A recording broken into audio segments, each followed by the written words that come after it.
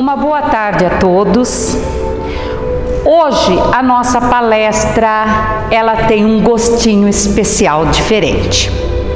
Porque hoje nós do grupo União Espírita Jundiaense vamos presentear as mães com o tema de hoje. E nada mais para presentearmos a nossa mãe seria o tema Maria. Então hoje a nossa palestrante Valéria preparou com muito carinho para todas as mães, encarnadas e desencarnadas, para falar sobre Maria. Porque falar de Maria é falar de mãe. Falar de Maria é falar do amor. Por isso, neste momento, nós vamos pedir à nossa Mãe Maria, a nossa Mãe Santíssima, que envolva a nossa querida Valéria e envolva todos nós com o seu manto de luz e de amor. Ave Maria, Senhora do amor que ampara e redime. Ai do mundo, se não fosse a vossa sublime missão. Cheia de graça e bondade, é por vós que conhecemos a eterna revelação da vida nos seus dons supremos. O Senhor está sempre convosco, mensageira da ternura, providência dos que choram à sombra das desventuras. Entre as mulheres sois a mãe das mães desvalidas, o consolo das mães aflitas, cheias de mágoa e de planto. Ó Mãe querida, estendei suas mãos radiosas, onde choram as mães atormentadas. Maria, fortalece a nossa alma dolorida, pois Tu és a nossa porta da esperança, o anjo de nossas vidas.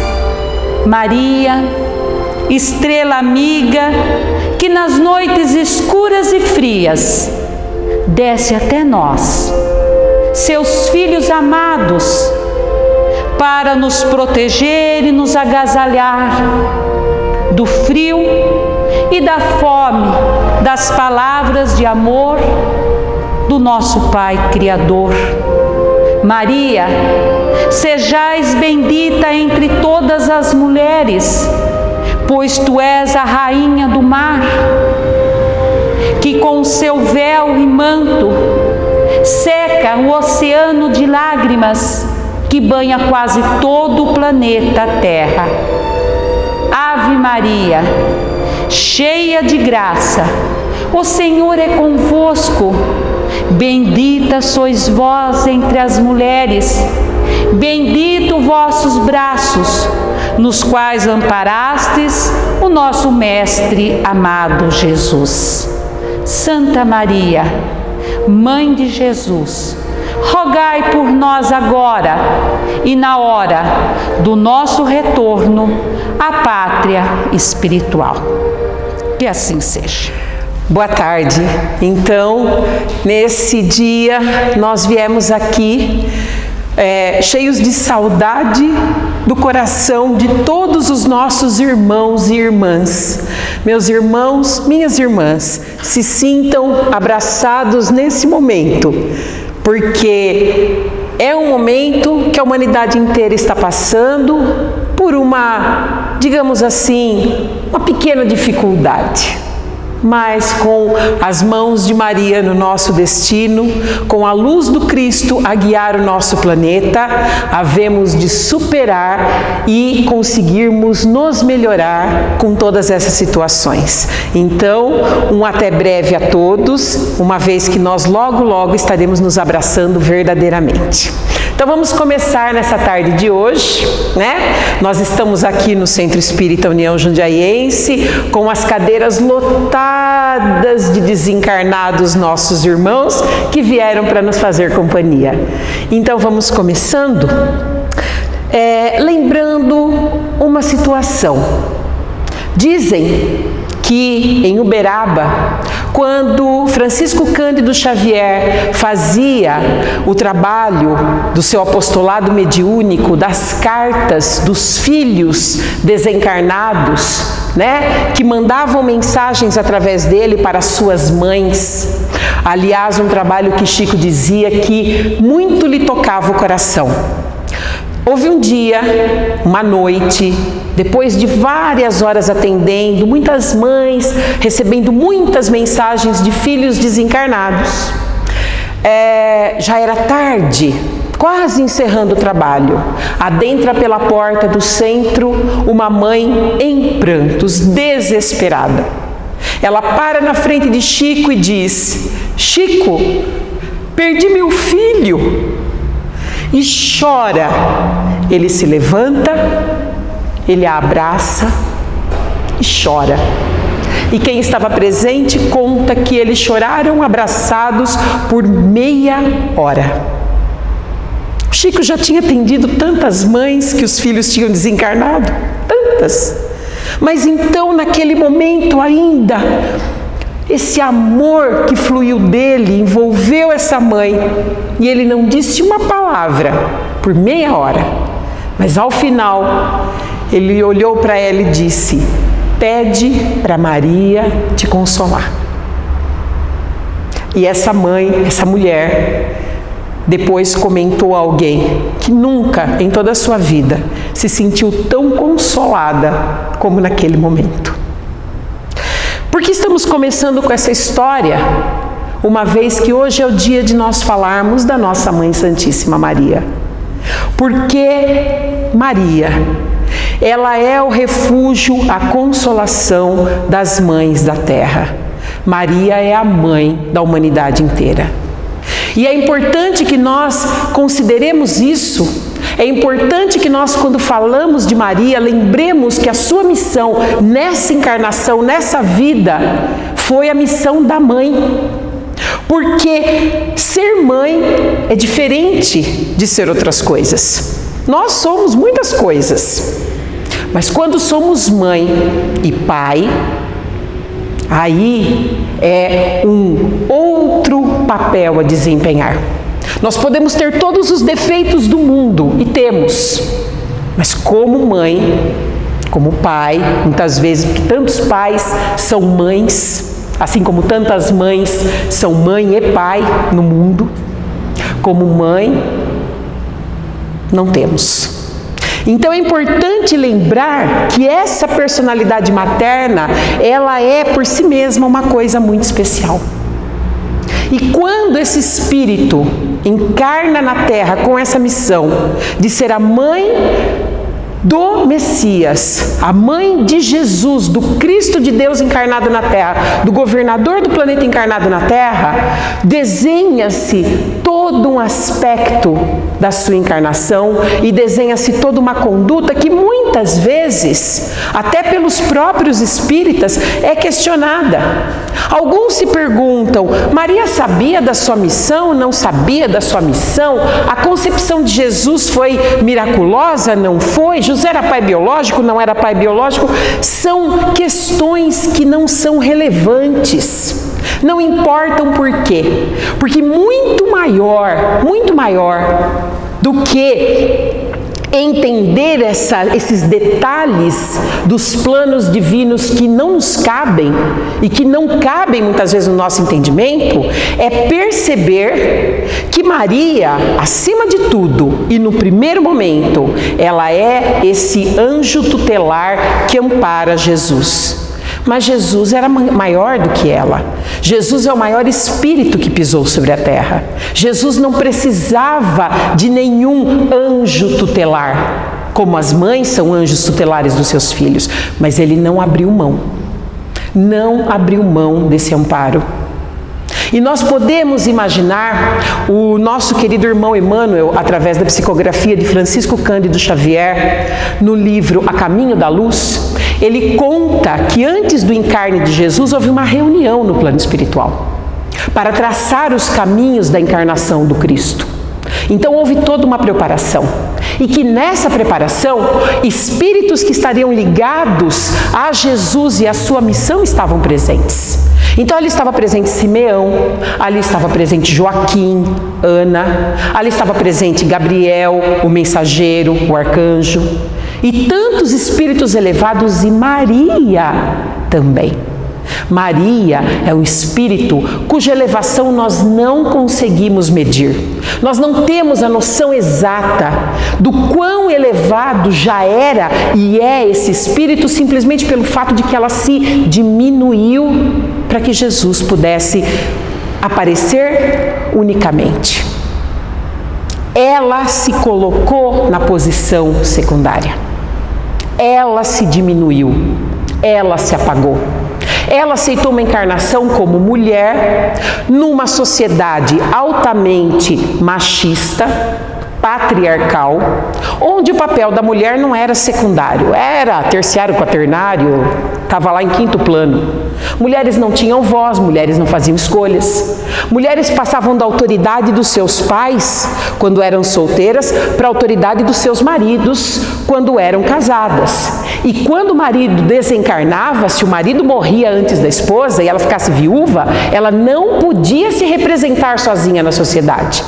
Ela precisava ter um filho mais velho que a representasse, ou então ela se casava novamente, tanto que é muito comum naquela época, e até tem uma situação no Evangelho que trazem para Jesus uma pergunta referente a isso, né?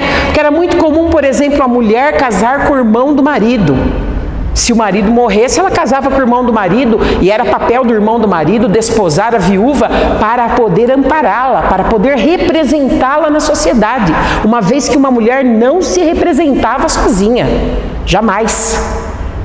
E Maria encarna nessa sociedade, sabendo então que o seu papel já de mulher deveria ser um papel bastante discreto, bastante submisso, bastante secundário, porque já não era mesmo da própria situação.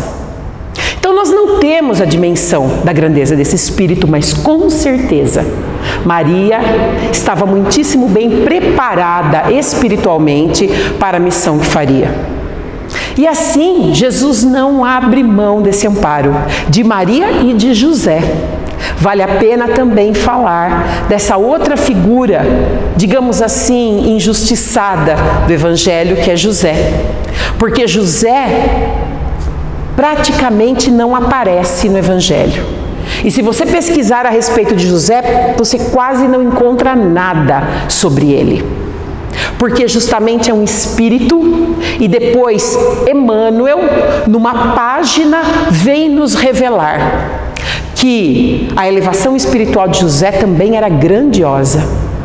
E é a ele, imaginemos nós, é a José que num determinado momento é confiada a vida do Cristo encarnado como Jesus na terra e a vida de Maria.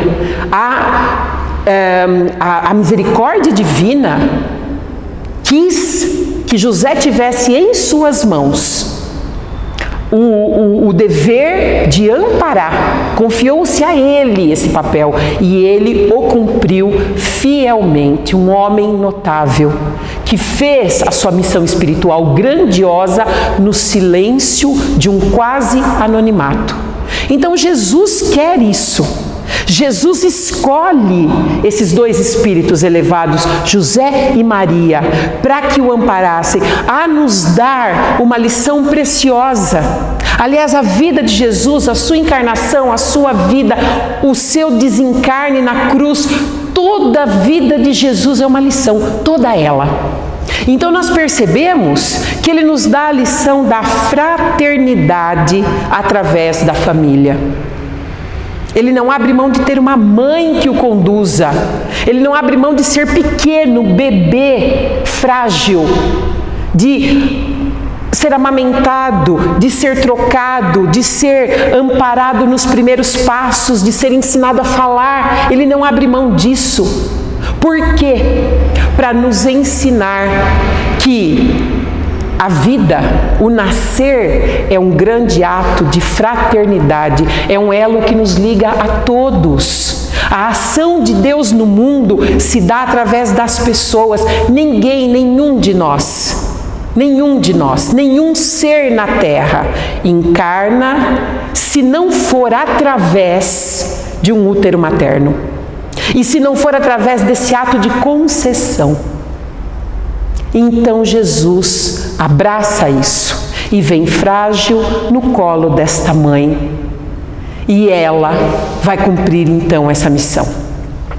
A gente percebe, né, que Maria é uma menina daquele tempo, é uma mulher do seu tempo, que resignada, boa filha, cumpridora das suas missões. Notícias nos chegam através do livro Boa Nova, né, do espírito Humberto de Campos, né, que Maria, ela era uma iniciada do templo.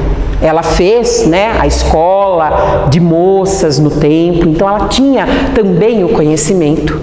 E ela é oferecida em casamento a um homem que, até onde se sabe, já era viúvo, né, bem mais velho do que ela. E ela se casa com esse homem e ela o desposa.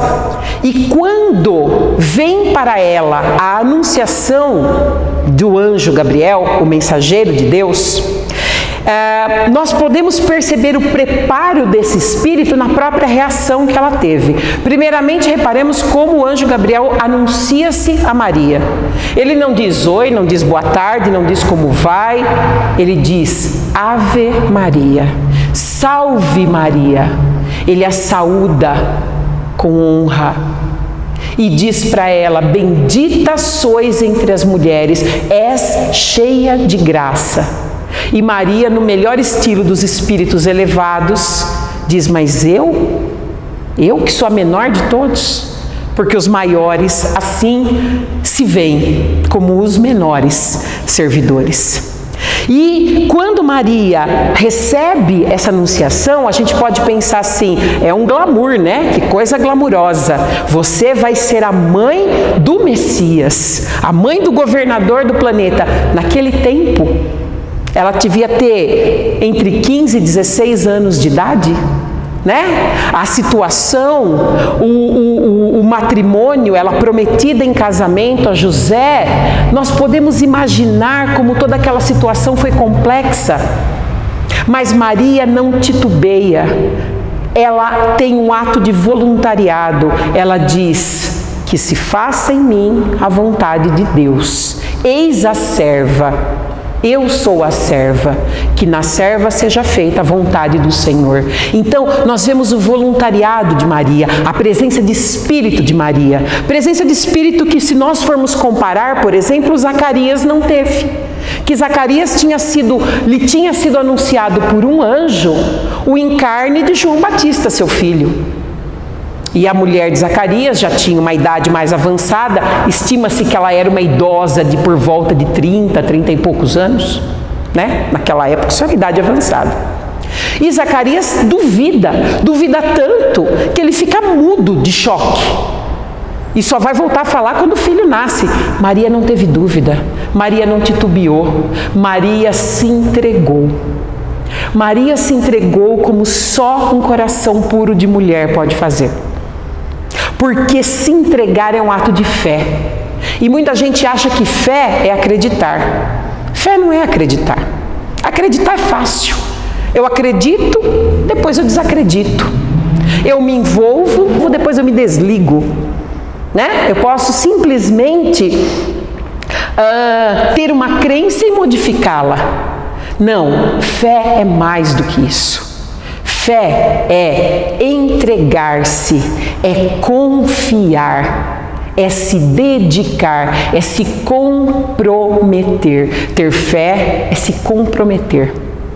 E Maria se comprometia com Deus, na menor como na maior das situações em sua vida. Então ela se entrega nesse momento.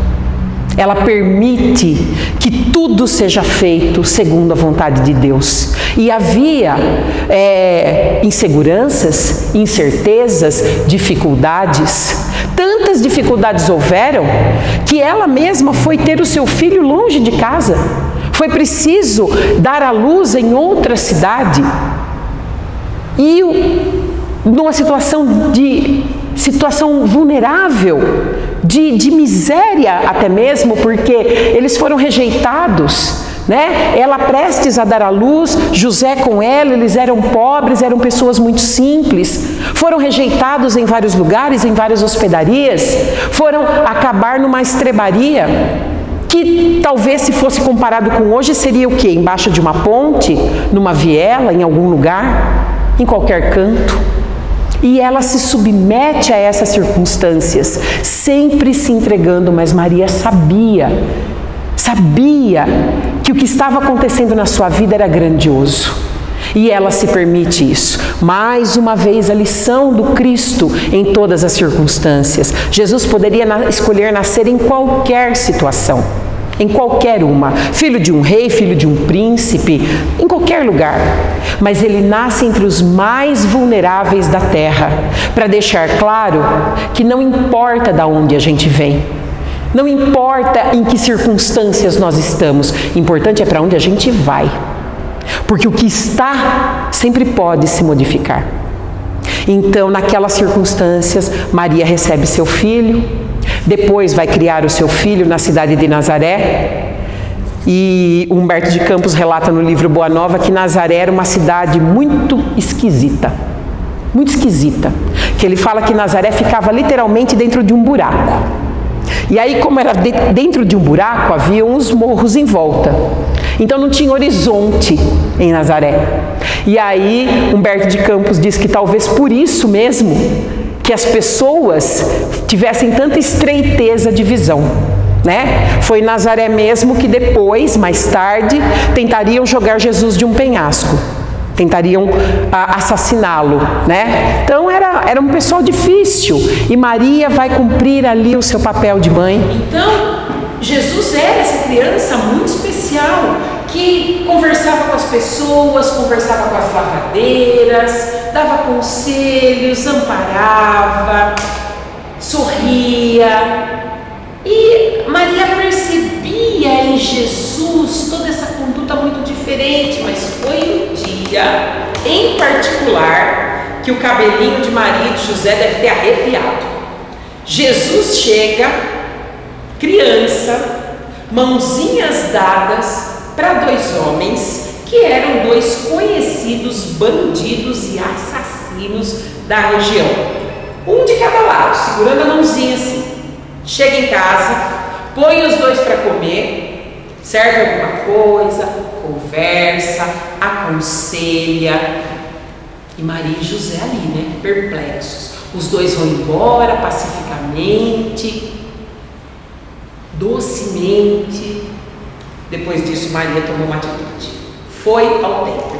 Maria e José tinham alguns conhecimentos no templo, né? Eles eram pessoas muito simples, mas o marido da prima Isabel, né, Zacarias, era sacerdote no templo, ela era frequentadora, iniciada no templo, José também, então eles tinham vários conhecimentos, né? Jesus já havia tido aquela situação em que ele havia deixado os anciãos do templo perplexos, quando aos 12 anos de idade ele espantou a todos com a sua clareza, com o seu entendimento da vida. Então ela chegou lá e pediu: eu gostaria de ter, vamos dizer assim, uma colocação, que ele estudasse, que ele aprendesse aqui no templo. E os sacerdotes já conheciam a fama do garotinho e ficaram muito interessados, fizeram 1000 promessas. Então ela volta para casa com promessas de que o menino poderia sim, se empregar no templo ali, estudar. Mas quando ela chega em casa, Jesus já está esperando. E assim que ela entra, ele pergunta: minha mãe, o que queres de mim? Acaso eu já não tenho exemplificado a minha ligação com meu pai? E aí ela diz: não, meu filho, mas não é isso, sabe o que é? Eu me preocupo, eu fico preocupada com você, eu quero que você tenha a melhor educação, eu quero que você seja bem conduzido, que você tenha um futuro garantido. E ele diz: mãe, o meu futuro está garantido. E aí, talvez para amparar e acolher esse coração materno, porque entendamos bem, mãe é mãe. Maria nesse momento era mãe essencialmente. E você sabe como é que é mãe, Mãe cria o filho para o mundo, desde que o mundo se limite aos muros da nossa casa. Então, se o mundo se limitar aos muros da nossa casa, o filho pode ir para o mundo o quanto que ele quiser. Então, talvez para acalmá-la, ele vai até José e pede para que José o empregue na sua carpintaria. E assim ele começa a trabalhar na carpintaria. Então, provavelmente, e nos ensina isso Humberto de Campos no livro Boa Nova, dos 12, que é aquele momento no templo com os anciãos, que o Evangelho nos fala, aos 30 anos, Jesus não fez nenhuma coisa fabulosa, Então, aqueles que acham que Jesus entrou numa nave espacial, foi para a Índia, foi falar com não sei o que, não! Ele ficou na carpintaria, na casa, com o Pai, e conta-nos Humberto de Campos, a casa se enchia de alegria, a casa simples, com Jesus ali trabalhando na carpintaria. Isso tanto é verdadeiro que depois, mais tarde, quando Jesus na sua vida pública começa a dar os seus ensinamentos, aqueles que queriam dele debochar diziam: mas esse aí não é o carpinteiro? Esse aí é Jesus, é o carpinteiro, Meio que, vamos dizer, desfazendo dele desta maneira. Então esse foi o trabalho de Jesus, a humildade, a simplicidade do lar. Mais uma lição preciosa em que nos é dito: o lar é a escola sagrada da sociedade. É no lar que se forjam os caráteres. É no lar que o amor se constrói. É no lar que a pessoa edifica quem é. Não importa para onde os nossos filhos vão. Não importa para onde nós vamos quando saímos da casa dos nossos pais. Lá é a nossa base, é o nosso alicerce, é onde nós nos construímos e nos edificamos para a vida. E assim fez Jesus. E quando Jesus começa a sua vida pública, Maria sempre esteve próxima dele. Até porque em algum momento José desencarna. E quando José desencarna, Maria fica viúva e Maria não se casa novamente. Então Maria fica sob a tutela de Jesus. Jesus era o seu filho, seu primogênito. Então ele tinha a responsabilidade de ampará-la e representá-la na sociedade, e ele não desfaz do seu papel. Cuidando de todos, ensinando, curando e amando a todos, Jesus cumpre o seu papel de filho com Maria. Ele a ampara, ele cuida dela. Então Maria e Jesus tinham uma ligação muito próxima e muito profunda. E Maria não aparece nos evangelhos, nos feitos de Jesus, nas curas de Jesus, nos grandes ensinamentos, porque as mulheres não apareciam. Nos evangelhos, muitas vezes, nós vemos falar das mulheres piedosas. E mulheres piedosas seguiam Jesus. Maria estava entre as mulheres piedosas, porque a mulher tinha que ficar mesmo discreta, Tinha que ficar lá nos bastidores dos acontecimentos, elas não apareciam. E quantas vezes ela esteve próxima, tanto que quando Lucas escreve o seu evangelho, quem relata para Lucas os acontecimentos é Maria. O evangelho de Lucas é ditado por Maria, pelas suas memórias dos acontecimentos, porque ela acompanhava o filho, ela via o que o filho fazia, ela sabia quem era o filho.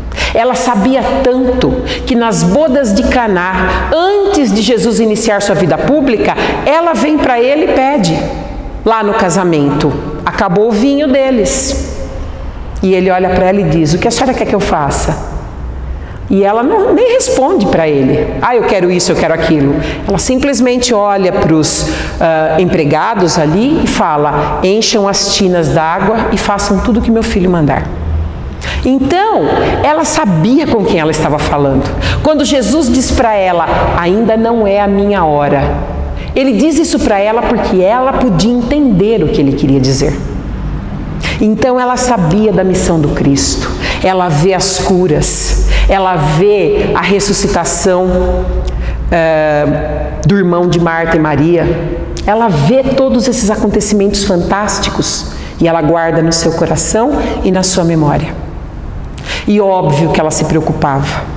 E quando da crucificação, mais ainda o coração de Maria é o coração da mãe. Porque ela o acompanhou da manjedoura à cruz. Ninguém faz a jornada da manjedoura à cruz sem saber aonde está indo.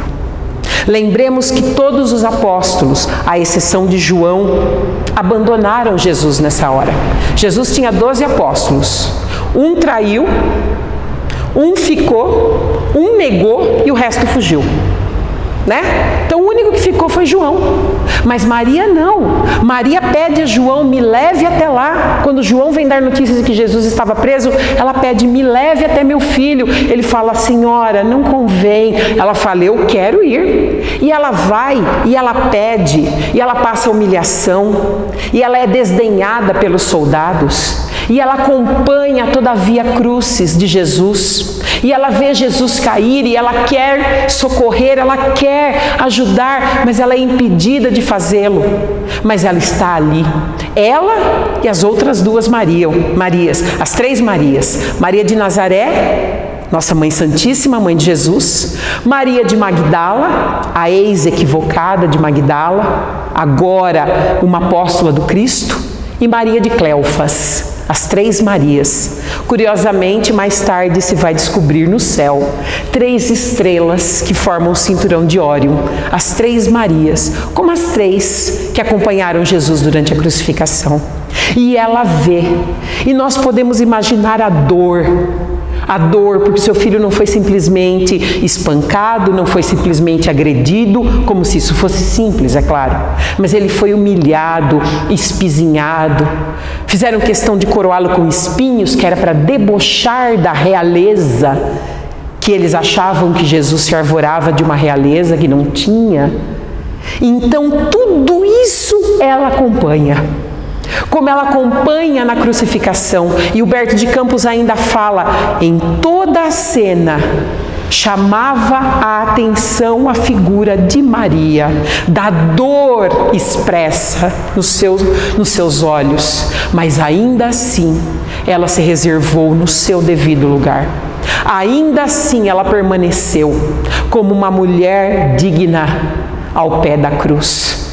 E com João, que não abandonou, que estava ali ao lado dela, ela recebe do Cristo uma derradeira lição.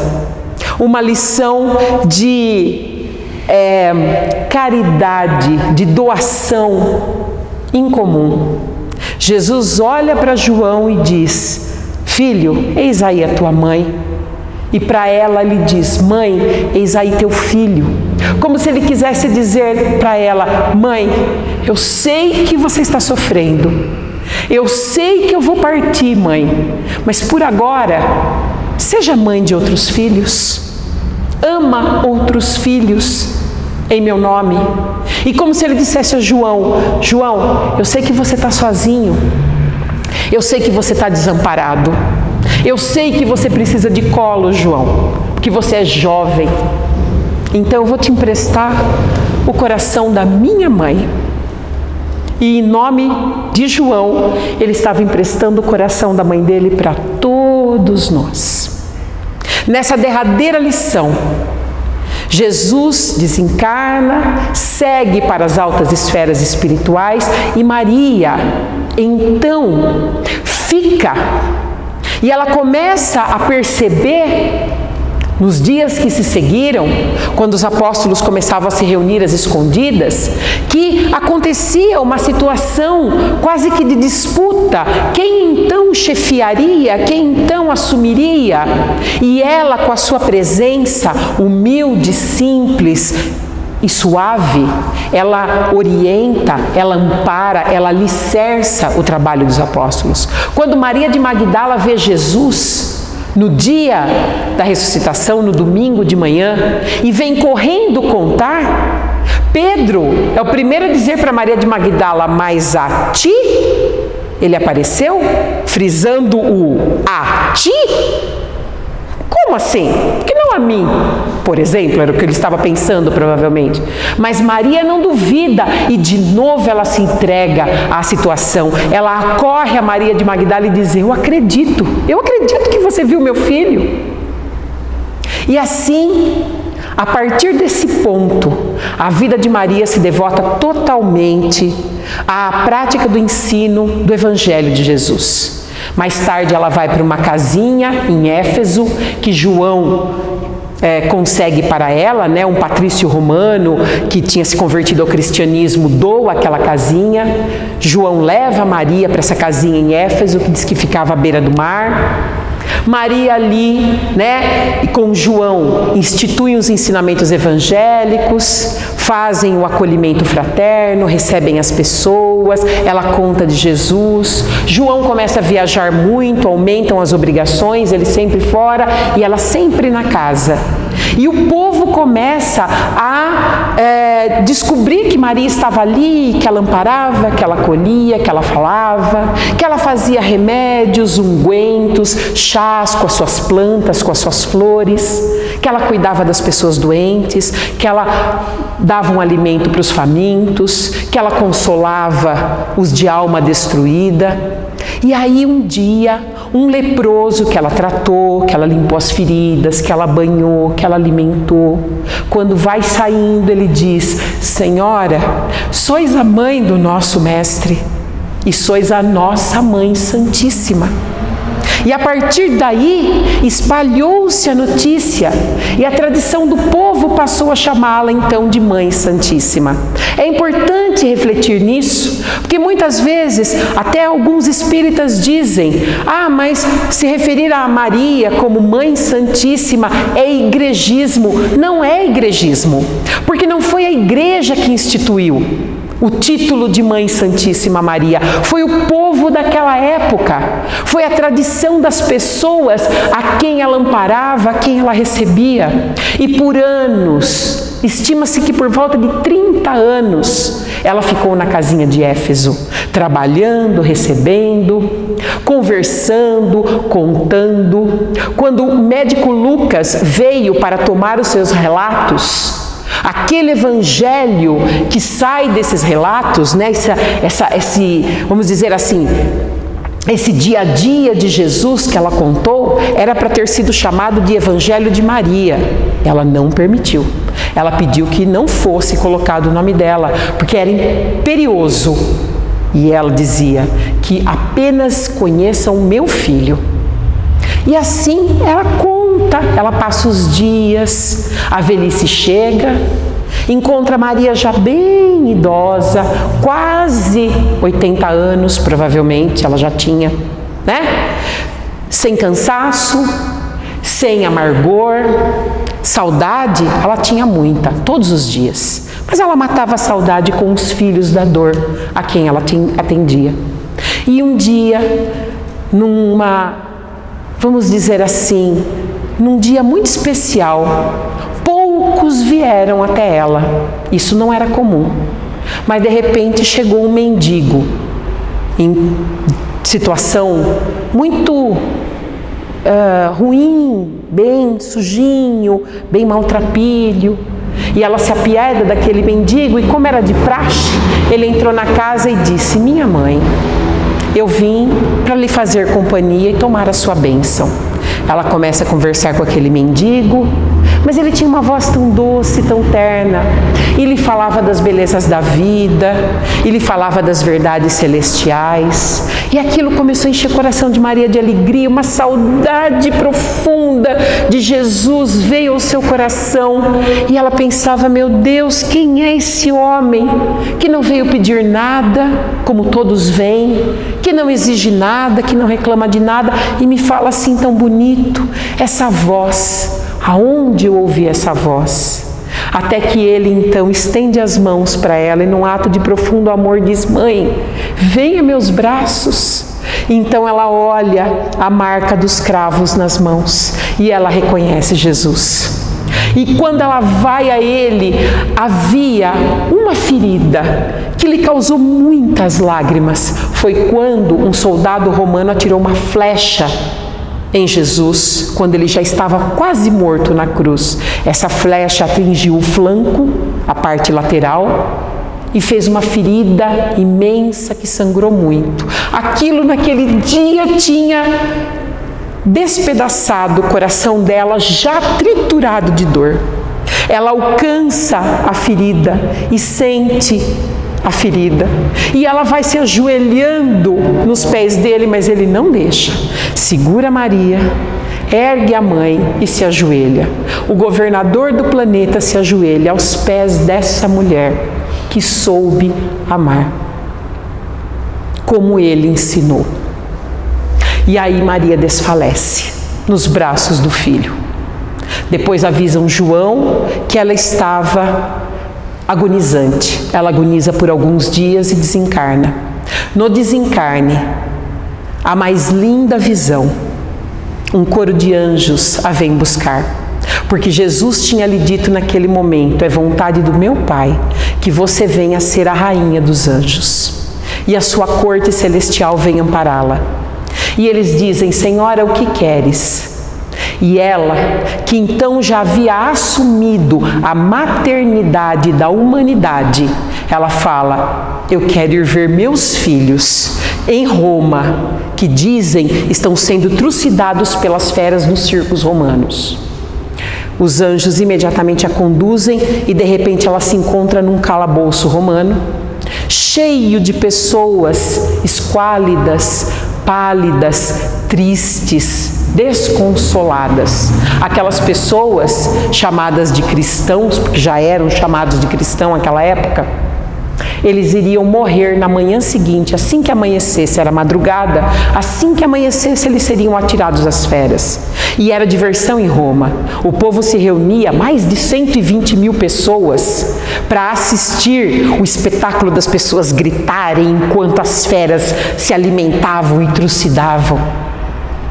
E Maria vê aquilo, vê aquele desamparo, vê aquele sofrimento, aquela desolação. E ela quer abraçar a cada um. E o seu amor beija cada uma daquelas criaturas que sentem no peito uma presença de alegria que não se podia explicar. Uma jovem magra, pálida, apoiada na grade. Ela vai até a moça, vai até o seu ouvido e diz: canta, minha filha, canta, crê no meu filho. E aí a moça começa a cantar, entoando um hino de amor e de esperança. E aí nesse momento amanhece, os guardas vêm buscar, e eis que todas aquelas pessoas que esperavam ver uma cena tétrica, pessoas desesperadas, veem entrar aquele grupo de homens, mulheres, crianças, anciãos, cantando, sorrindo, e morrem, até o último, morrem cantando. E no céu, uma mão invisível escreve que eles estavam sendo amparados. Nós que vamos viver para sempre, te saudamos. E eles são recebidos por Jesus. E desse dia em diante, o povo falava de Maria. O povo cantava Maria. Naquela época, na sociedade, os filhos não eram das mães, os filhos eram dos pais. E os filhos tinham os sobrenomes dos pais. Então sempre se falava assim: o filho de Zacarias, os filhos de Jacó, os filhos de Zebedeu. Então o nome de uma pessoa, o sobrenome de uma pessoa era o nome do seu pai. Até naquela passagem, né, em que a mãe de João vai pedir a Jesus pelos filhos, e a mãe dos filhos de Zebedeu falou com Jesus. Então a mãe não tinha nem nome. Os filhos eram os filhos, ela era a mãe dos filhos de Zebedeu. Era sempre o pai. Mas após o desencarne de Maria, e por muito tempo, os cristãos dos primeiros tempos tinham um cântico. E nesse cântico eles diziam: Yeshua ben Miriam, Nassif Shalom. Jesus, filho de Maria, o príncipe da paz. Ele tinha o sobrenome da mãe. Ele era Yeshua ben Miriam, Jesus, filho de Maria. Quando todos tinham o nome do pai, a tradição do povo, pelo desejo das pessoas, Maria era lembrada.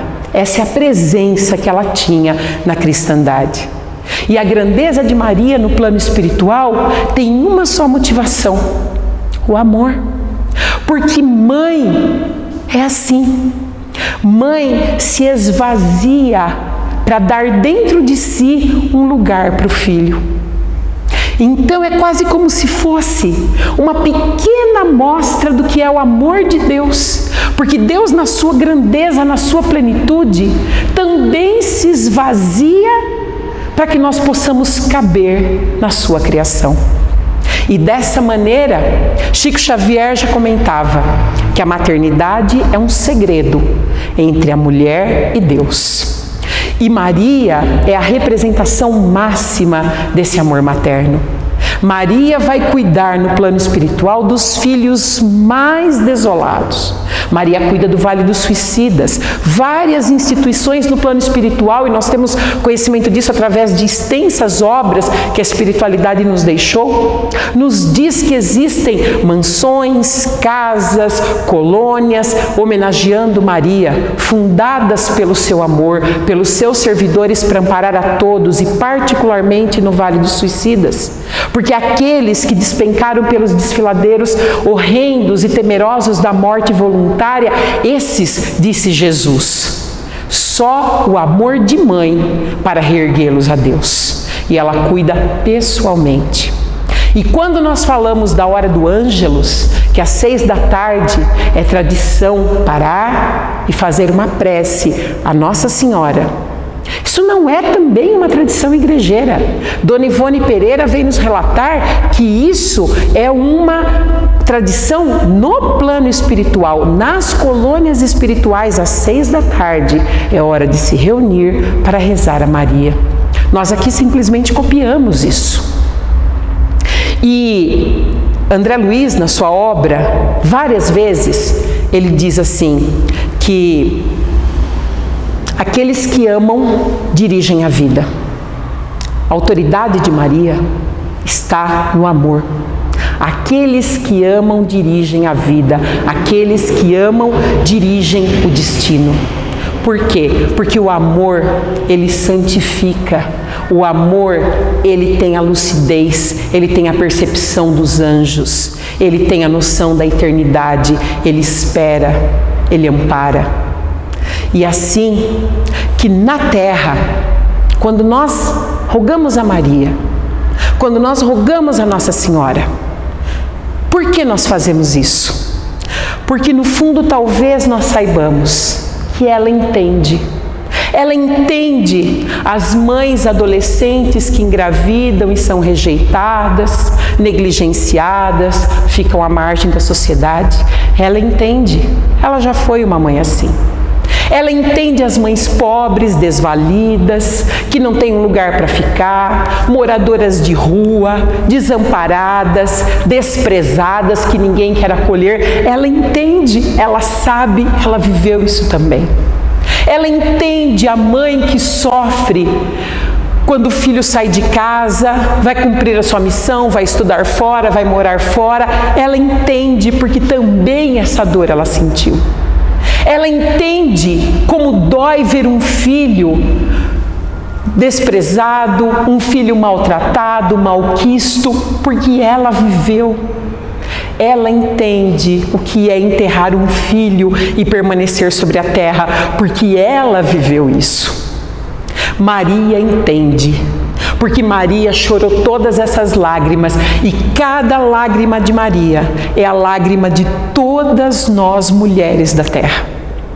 Naquela música cantada, eu acho que é pelo padre Antônio Maria, se não me engano, ou padre Zezinho, não sei, mas é uma música muito bonita, Maria de Nazaré.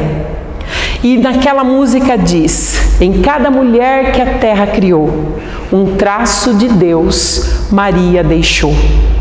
Porque ser mãe é ter a capacidade de se minimizar para fazer o filho crescer, para fazer o filho se engrandecer. E a nossa Mãe Santíssima, ainda agora, ao lado do Cristo, cuida particularmente dos nossos destinos. Maria é essa face materna de Jesus, que Ele quis que fosse assim. Então, quando nós nos desesperarmos, quando as situações ficarem difíceis, como talvez elas estejam muito difíceis para algumas pessoas nesse momento, quando a saudade apertar de um ente querido, quando o desespero bater a porta, a fome, o frio, o desemprego, o medo, a incerteza sobre as nossas vidas, os equívocos que nós cometemos e que talvez a gente ache que a gente não tem como consertar. Quando a gente pensar, não tem mais jeito, esse planeta saiu dos trilhos, a humanidade não tem salvação, esse país, a minha vida, não tem mais como eu consertar. Lembremos de uma coisa: na governadoria do planeta Terra, na direção dos destinos de cada criatura, tem um coração de mãe. Que a Mãe Santíssima nos abençoe. Que ela estenda o seu manto de luz e de amor sobre o planeta, Senhora. A Senhora sabe o que estamos vivenciando. E cada um e alguns vivenciando com mais sofrimento do que outros. E alguns com mais equívoco do que outros. Senhora, nos dê o seu colo, nos dê a sua orientação materna. Tem piedade de nós, Mãe. Ensina-nos a ver Jesus dentro de nós, a sentir Deus dentro de nós, a servir, a perdoar e a amar. Obrigada, minha mãe. Obrigada, meus irmãos. Seja como uma raiz, firme um ideal, siga o seu destino. Ame a quem puder amar, dê a mão a quem chamar, tire a pedra de você e veja o sol nascer. Pare, faça uma canção, abra o coração, Ele ajudará. Veja como é linda a flor, sinta o cheiro do amor, seja irmão do teu irmão, Cristo é o nosso pão. Ser fundo do mais fundo ser, o desejo do mais belo ser, ser a paz que finge ter, o mais puro e inocente ser, ter alguém que pinta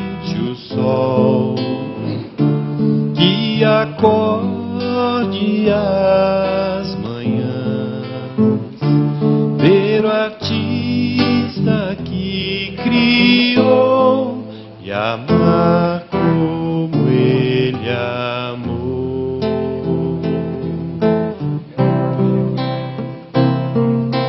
Ser fundo do mais fundo ser, o desejo do mais belo ser, ter a paz que finge ter, o mais puro e inocente ser,